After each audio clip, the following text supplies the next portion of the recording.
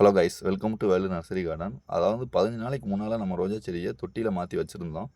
அது இப்போ பூக்கள் பூக்க ஆரம்பிச்சிருச்சு. அதாவது துளிர்கள் எவ்வளோ விட ஆரம்பிச்சிருச்சுன்றதை பற்றி தான் நம்ம இந்த வீடியோக்குள்ளே ஃபுல்லாகவே பார்க்க போகிறோம். அது எப்படியெல்லாம் நம்ம தொட்டியில் வச்சா சிம்பிளாக கொஞ்சம் ரோஜா செடி வேகமாக பூக்கள் பூக்க ஆரம்பிக்கும்ன்றதை பற்றி தான் நம்ம இந்த வீடியோக்குள்ளே ஃபுல்லாகவே பார்க்க போகிறோம். வீடியோக்குள்ளே போகிறதுக்கு முன்னால் நம்ம சேனலை சப்ஸ்கிரைப் பண்ணிக்கோங்க, பக்கத்தில் உள்ள பெல் ஐக்கானையும் கிளிக் பண்ணிக்கோங்க. அப்போ தான் நம்ம போகிற வீடியோக்கள் அடுத்தடுத்து உங்களுக்கு நோட்டிஃபிகேஷனாக வரும். அதாவது ரோஜா செடியை நம்ம தொட்டியில் வைக்கும்போது ரொம்பவே ஃபஸ்ட்டு மண் விஷயம் பார்க்க வேண்டிய விஷயம். அதாவது மண் வந்து முடிஞ்ச அளவுக்கு பொதுப்பான மண்ணாக எடுத்துக்கோங்க. அதாவது மண்ணில் வந்து சுத்தமாக கல் இல்லாத அளவுக்கு எடுத்துக்கோங்க.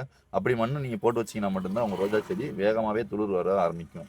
அதனால் முடிஞ்ச அளவுக்கு மண்ணை வந்து ரொம்பவே ஃப்ரீயாக இருக்கிற அளவுக்கு பார்த்துக்கோங்க. இந்த வீடியோவில் பார்த்தீங்கன்னா தெரியும். அந்த மாதிரிலாம் மண்ணெல்லாம் நம்ம செட் பண்ணி போட்ட பிறகு தான் ஒரு 15 நாளைக்கு அப்புறம் துளிர்கள் அதிகமாக விட ஆரம்பிச்சிருக்கு. இந்த துளிர்கள்லாம் பார்த்தீங்கன்னாலே தெரியும். அது வந்து இதில் உரம் கொடுக்கவே இல்லை, மருந்தும் கொடுக்கல இது வரைக்கும். ஆனால் துளிர்கள் விட ஆரம்பிச்சிருச்சு. இதில் எப்படின்னு கேட்டிங்கன்னா, அந்த பூக்கள் வந்தாலும் கூட நம்ம கட் பண்ணி எடுத்துறோம் தான் நார்மலான உள்ள விஷயம் தான்.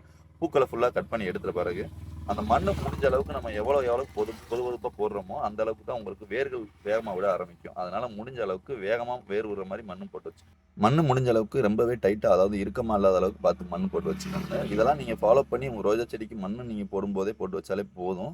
நார்மலான உள்ள விஷயத்துலேயே உங்களுக்கு கண்டிப்பாக துளிர் விட ஆரம்பிச்சிடும். இதை நீங்கள் ஃபாலோ பண்ணாலே போதும். உங்கள் ரோஜா செடி கண்டிப்பாக வந்து துளிர்கள் விட ஆரம்பிச்சிடும்.